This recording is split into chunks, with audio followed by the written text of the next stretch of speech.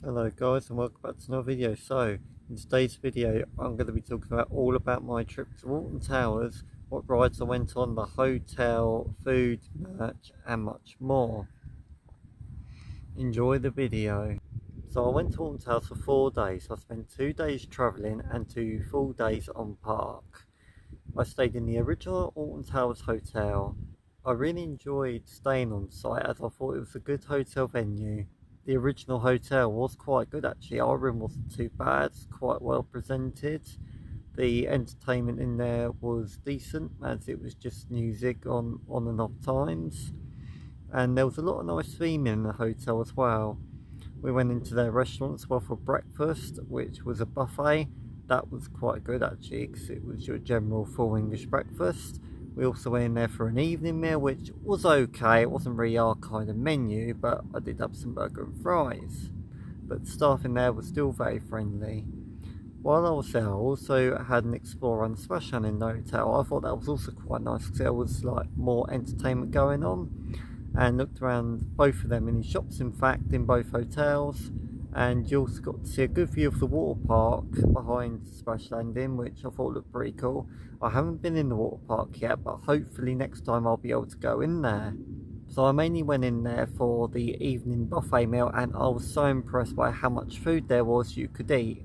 There was literally so much, so like different chicken, chips, fish, chili con carne, rice, salad, desserts and so much more. Despite that meal was very expensive, it was definitely a great value.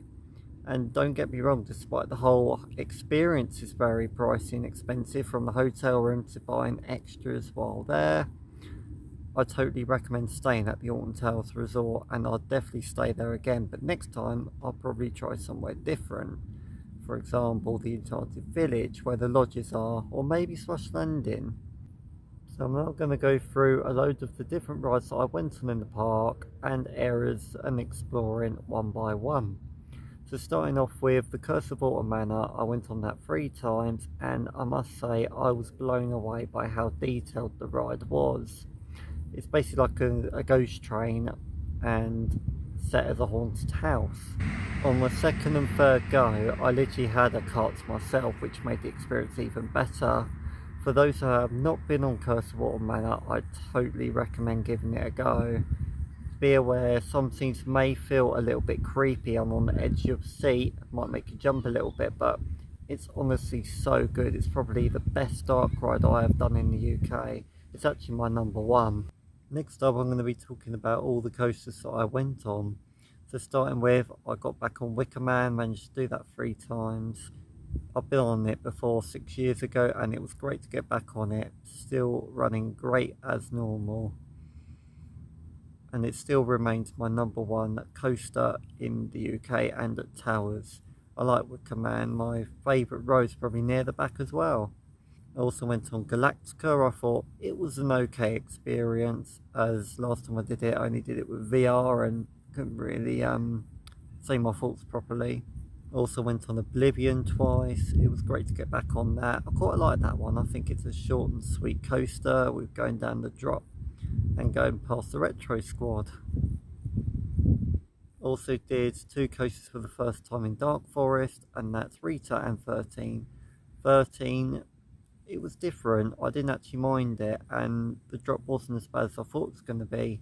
Also going backwards in the dark. Yeah, it was good. I'll definitely do that again. Rita was okay again, and the launch, not as forceful as Stealth, but still fast enough.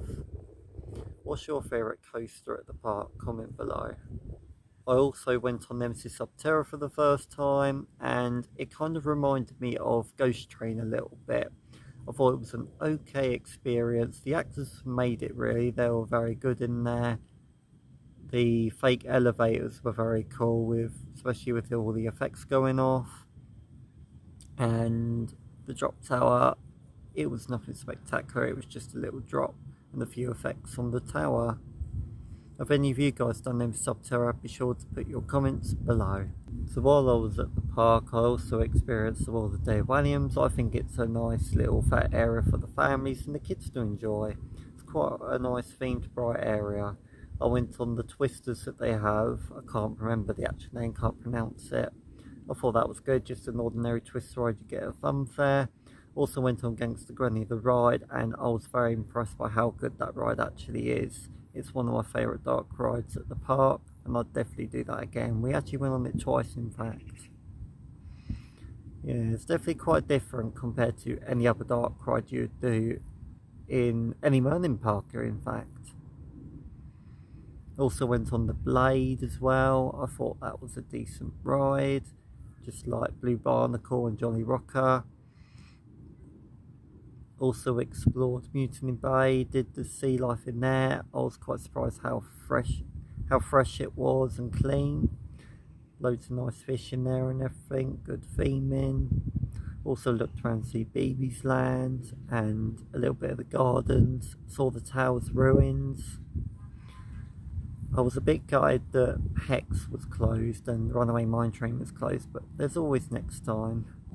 One of the main things I wanted to talk about in this review video was the Retro Squad. So there was 3 different fair rides located in 2 different areas, X Sector and Forbidden Valley. So you've got Funk and Fly, which is a Power Trooper fair ride, and you've got the Twistertron, which is a fair ride, don't really know much about it. And you've also got an Extreme Orbiter Spin Jam in X Sector as well. Personally, Funk the Fly and Twistertron I didn't really enjoy that much, unfortunately, because Funk the Fly and Twistertron, they both made me feel a little bit sick. Spin Jam, I really enjoyed it actually. It kind of reminded me of Thunderbolt or Superstar Fair rides.